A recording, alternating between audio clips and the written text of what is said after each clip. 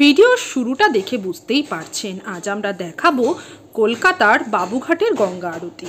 প্রথমেই জানিয়ে দিই এখানে পৌঁছবেন কিভাবে। যে কোনো বাসে করে আপনাদের পৌঁছতে হবে বাবুঘাট, আর ট্রেনে এলে আপনাদের নামতে হবে ইডেন গার্ডেন স্টেশন।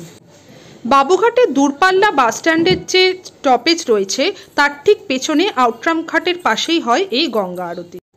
2রা মার্চ 2023 স্বয়ং আমাদের মুখ্যমন্ত্রী এটি উদ্বোধন করেন। আপনারা সবাই জানেন আমাদের মাননীয় মুখ্যমন্ত্রী মমতা বন্দ্যোপাধ্যায় এবং কলকাতা পৌরসভার উদ্যোগে এখানে তৈরি হয়েছে বেনারসের ধাঁচে গঙ্গা আরতি। যাদের বেনারস বা হরিদ্বার যাওয়া হয়নি তাদের আফসোস করে লাভ নেই, তারা এখানেই দেখে নিতে পারেন গঙ্গা আরতি।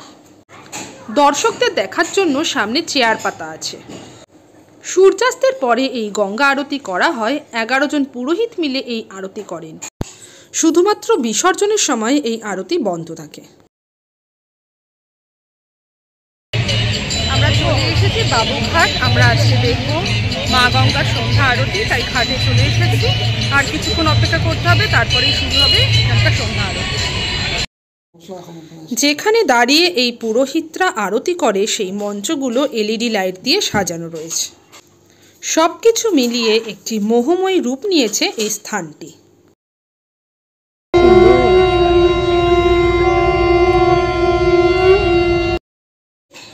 এই ব্যবস্থাপনা কিন্তু অস্থায়ী। প্রতিদিন সন্ধেবেলায় এইগুলি এখানে নিয়ে আসা হয়।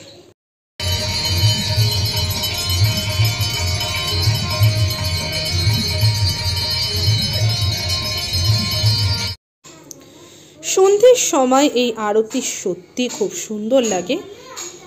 পরনে হলুদ বস্ত্র পরে হাতে প্রদীপ নিয়ে 11 জন পুরোহিত যখন এই আরতি করে তার সত্যিই মনকে এক অন্যরকম অনুভূতি প্রদান করে। তাই আমি বলবো আপনারা কোনো এক সন্ধ্যায় বাবুঘাট চলে আসুন এবং এই আরতি দেখে যান। আমি কথা দিচ্ছি আপনাদেরও সত্যি খুবই ভালো লাগবে। আরতি স্থানের পাশে রয়েছে মা গঙ্গার মন্দির, আর এইখানে মা গঙ্গাকে পুজো দিয়ে পুরোহিতরা শুরু করে গঙ্গা আরতি। বাবুঘাটে গঙ্গা আরতি শীতকালে শুরু হয় 5:30টা থেকে। 8 ঘন্টা টাইম নিয়ে হয়, 5:30টা থেকে 6টা।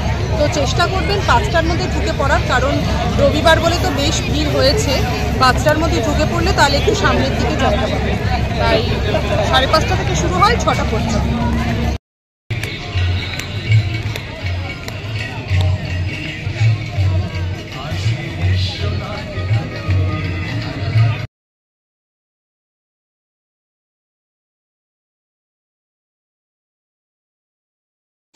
আরতি স্থানের পাশে রয়েছে আউটরাম ঘাট, যেটি কলকাতা হেরিটেজ সেন্টার।